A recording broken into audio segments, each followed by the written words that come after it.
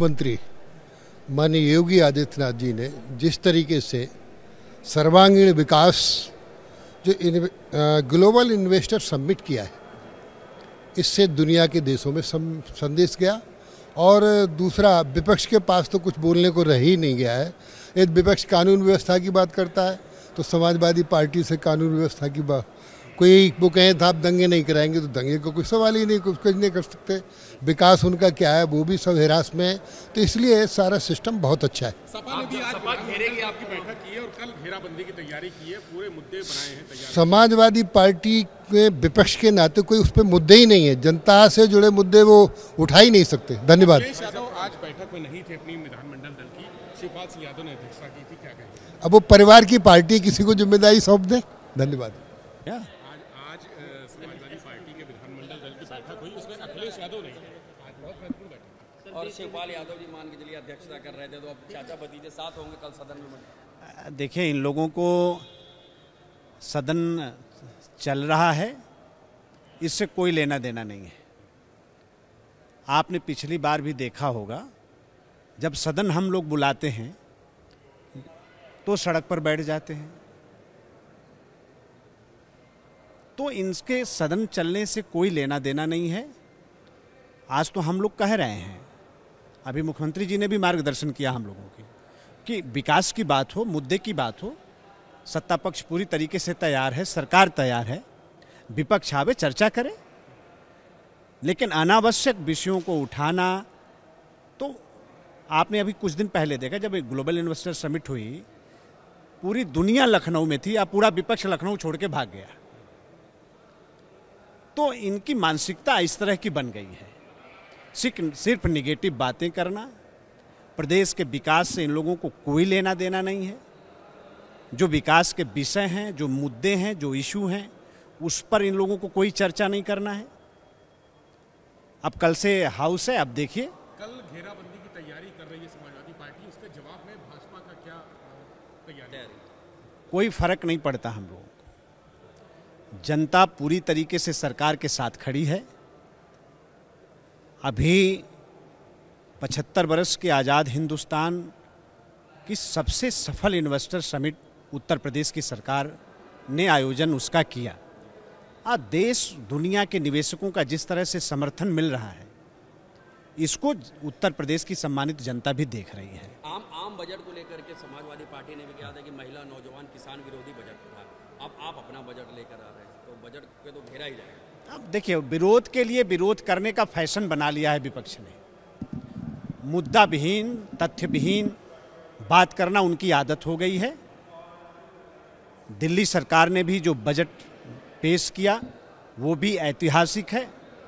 अमृतकाल का पहला बजट, एक विकसित भारत का आधार रखने वाला वो बजट, और जो उत्तर प्रदेश की सरकार बजट लाएगी, निश्चित तौर पर उत्तर प्रदेश को आत्मनिर्भर बनाने वाला बजट आपके सामने आने वाला है। सदन का समय 35 दिन कहा था समाजवादी पार्टी ने कि 35 दिन तक होना चाहिए बजट से। हम पूरी तरीके से तैयार हैं। विपक्ष सार्थक बात करे, सार्थक विषयों पर चर्चा करे, सरकार पूरी तरीके से तैयार है। सर, मुख्यमंत्री जी ने आज जो है बैठक की अध्यक्षता की, क्या कुछ बातें की उन्होंने, किन मुद्दों पर चर्चा हुई? देखिए, बहुत ही महत्वपूर्ण बजट इस बार आ रहा है। सरकार बहुत उत्साहित है। एक शानदार इन्वेस्टर समिट हुई है, उसको लेकर के भी योजनाएं हैं। मिलेट्स, जिसके लिए मैंने प्रधानमंत्री इसके लिए आह्वान किया है, उसका भी बजट में आने की संभावना है। और सर्वांगीण विकास उत्तर प्रदेश का हो, समावेशी विकास हो, युवाओं के लिए, महिलाओं के लिए, गरीब के लिए, किसान के लिए, मजदूर के लिए, शिक्षा के क्षेत्र में, किसान के लिए, कृषि के क्षेत्र में, सिंचाई के क्षेत्र में, यानी सर्वत्र विकास प्रदेश का हो, उसी को लेकर बजट आने की संभावना है। और हमको लगता है शानदार बजट उत्तर प्रदेश का आएगा। उसी की चर्चा हमारे मुख्यमंत्री जी ने की है, और कि उसमें किसी प्रकार का हंगामा भी कल सर होगा, अभी से स्पष्ट कर दिया समाजवादियों ने कि बोलने नहीं देंगे किसी। कोई बात नहीं, पहले भी किया था उन्होंने। उनके पास हंगामा करने के लिए कुछ है भी नहीं। दिक्कत क्या आती है, हंगामा जिस समय राज्यपाल अपना भी भाषण पढ़ेंगी वो हंगामा करते हैं, और जब चर्चा का विषय है तो जबरदस्त भाग जाते हैं। जो विपक्ष है तो मजबूत विपक्ष है, वो हल्का विपक्ष नहीं है। तो मजबूती के साथ सदन के अंदर बैठे, डिबेट करें, उसके लिए तैयार है, जवाब देने के लिए तैयार है। पर न जवाब क्वेश्चन करते हैं, न जवाब मांगते हैं, केवल बहिष्कार करते हैं या धरने पर बैठते हैं। तो विपक्षी ये भूमिका अच्छी भूमिका करें, हमको दिक्कत नहीं है। जनता उनको देख रही है, पूरी प्रदेश उनको देख रहा है। लगातार चुनाव में जनता उनको नकार रही है, 4 चुनाव लगातार उनको जनता हरा चुकी है। तो हम किसी प्रकार की हम पूरी तैयारी के साथ सदन के अंदर रहेंगे। शूद्र की बात कर रही थी, मैं भी शूद्र कह रहे थे। सपा कार्यालय के बाहर से जितने भी पोस्टर है सब हटा दिया गया है। आपको लगता है अखिलेश यादव अब जो है बैकफुट पर जा रहे हैं? उनको मुद्दा नहीं मिल रहा है, वो जिसको पकड़ते हैं वही सांप अच्छी सुंदर बन जाता है। मुद्दा छूते हैं अच्छाई के लिए, गल जाता है, उनके गले में पड़ जाता है। ये वही लोग हैं जिन्होंने राम का विरोध किया, राम सेतु का विरोध किया, भगवान राम के मंदिर का विरोध किया, भगवान राम का मंदिर बन रहा है। कृष्ण के मंदिर का विरोध किया, भगवान कृष्ण का मंदिर बन रहा है। यानी जिन जिन चीज़ों को उन्होंने छुआ, छेना चाह, और वो हर चीज़ को पॉलिटिकल दृष्टि से देखते हैं।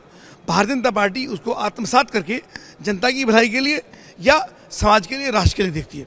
हमारा दृष्टिकोण अलग है, इसमें किसी प्रकार की परेशानी हमको नहीं है। भाई साहब, आज बैठक हुई है विधानमंडल दल की, तो क्या निर्देश दिए हैं मुख्यमंत्री? क्या तैयारी है? कल से सदन शुरू हो रहा है। सामान्य सी प्रक्रिया है, जब भी बजट सेशन शुरू होता है माननीय मुख्यमंत्री जी का सभी विधानमंडल दल के सदस्यों के लिए निर्देश होता है समय से सदन में पहुंचने का, आवश्यक मुद्दों पर चर्चा करने का, मंत्रीगणों को अपने अपने विषयों पर तैयार रहने का। चूँकि उत्तर प्रदेश जिस गति के साथ विकास को लेकर, निवेश को लेकर आगे बढ़ रहा है, शायद विपक्ष को ये विकास, ये निवेश, ये तरक्की पसंद नहीं है। हो सकता है कि उत्तर प्रदेश की जनता का ध्यान बांटने के लिए अनगढ़ बयानों के माध्यम से, विषयों के माध्यम से सदन में अव्यवस्था फैलाने की कोशिश करें। तो हमारे माननीय मुख्यमंत्री जी ने, डिप्टी सीएम साहब सभी ने इस बात पर जोर दिया कि हमें किसी प्रकार से भी विपक्षियों के आवेश में नहीं आना है, बल्कि सरकार के सकारात्मक कार्य और प्रदेश की 25 करोड़ जनता के हित को ध्यान में रखते हुए अपनी जिम्मेदारी का निर्वहन करते हुए हमें प्रदेश को आगे बढ़ाना है।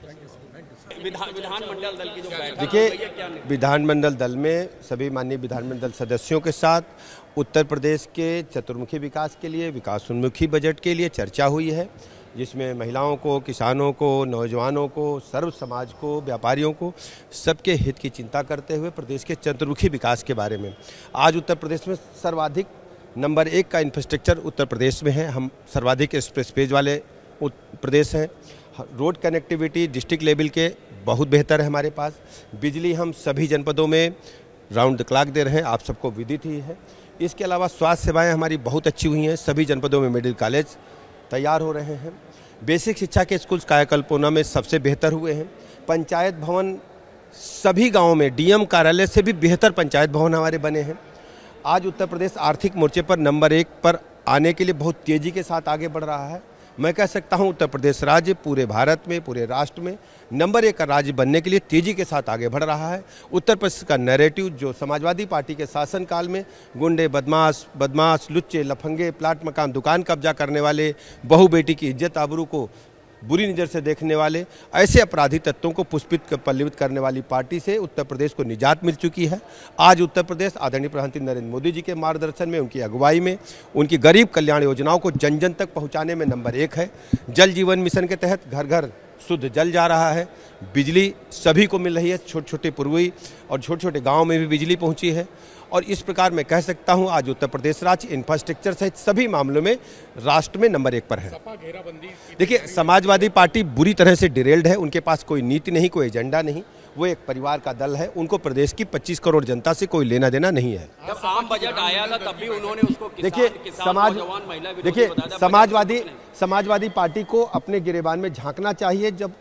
जब उनकी सरकार थी 12 से 17 तक, उस समय का यदि आप फुटेज दिखाएंगे या अखबार की कटिंग दिखाएंगे या स्वयं आप आकलन करेंगे तो आपको लगेगा पूरी तरह से भ्रष्टाचार के दलदल में मंत्री लूट खसोट में लगे थे। सरकारी खजाने पर पूरी तरह से, चाहे ठेके हों चाहे खनन हो, डेवलपमेंट बुरी तरह से ध्वस्त हो चुका था। लाइन ऑर्डर ध्वस्त था। किस ढंग से आप जानते हैं कि 700 से अधिक दंगे हुए थे। प्रदेश पूरी तरह से आग में जल रहा था। उसको बचाने का काम आदरणीय प्रधानमंत्री नरेंद्र मोदी जी के मार्गदर्शन में, उनके नेतृत्व में पूरी तरह से सफल हुआ। आज उत्तर प्रदेश राज्य बीमारू राज्य की सूची से निकल करके बहुत तेजी के साथ आर्थिक मोर्चे पर बढ़ने वाले राज्य के रूप में हो चुका है। देखिए, उनको अच्छी तरह आप जानते हैं कि उत्तर प्रदेश राज्य के लिए उनके पास समय नहीं है, और उत्तर प्रदेश राज्य में अब समाजवादी पार्टी से सभी विपक्षी दल पूरी तरह से साफ हो चुके हैं। 2024 के लोकसभा चुनाव में हम 2014 का जो हमारा इतिहास है उसको हम दोहराएंगे।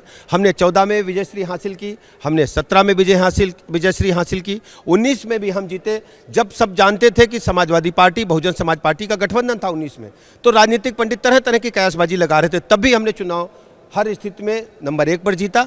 और 2022 के चुनाव में तो 35-37 वर्षों के बाद दोबारा किसी पार्टी की, भारतीय जनता पार्टी की सरकार रिपीट हुई है। हम 2024 के लोकसभा चुनाव में भी प्रचंड बहुमत के साथ आदरणीय प्रधानमंत्री नरेंद्र मोदी जी के नेतृत्व में दोबारा सरकार बनाएंगे।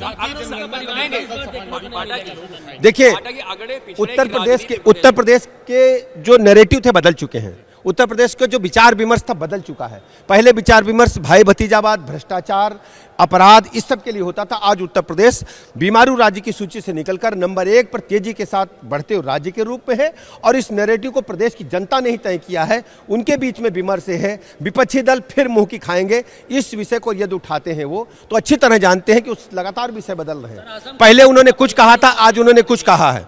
पहले उन्होंने कुछ कहा था, अपने ही भाषण में सदन में उठाएंगे, आप सदन में उठाने के उनके पास इसलिए टाइम नहीं है। वो जानते हैं कि उत्तर प्रदेश जनता कभी भी समाजवादी पार्टी को माफ नहीं करेगी। अरे ये सब लोकतंत्र की महिमा है। जो गलती करेगा उसको सजा मिलेगी, इसमें हमारा कोई लेना देना नहीं। पिछड़े की राजनीति प्रदेश में तेज हो गई। पिछड़ों की जनगणना के लिए समाजवादी पार्टी सड़क पर उतरेगा, उसके लिए आगे। देखिए, आदरणीय प्रधानमंत्री नरेंद्र मोदी जी जिस ढंग से देश और प्रदेश की जनता के लिए काम कर रहे हैं, सारे विपक्षी दल जो आपस में एक दूसरे की गला काट प्रतिस्पर्धा में थे, वो भी एक साथ हैं। आप इस कोई नई बात नहीं है। अखिलेश और शिवपाल जी अगल बगल बैठे, वही मैंने आपका जवाब दिया ना कि जो एक दूसरे को फूटी आंख नहीं देखते थे, वो लोग भी आदरणीय मोदी जी की प्रचंड बहुमत, प्रचंड लहर की जो सूचना प्रदेश में चल रही है, सब लोग मानते हैं कि 2024 में कमल प्रचंड बहुमत से खिलेगा, सभी सीटों पर कमल खिलेगा और बीजेपी जीतेगी। मोदी जी ने परिवार एक कर दिया। अब ढेर सारे लोग एक हुए हैं।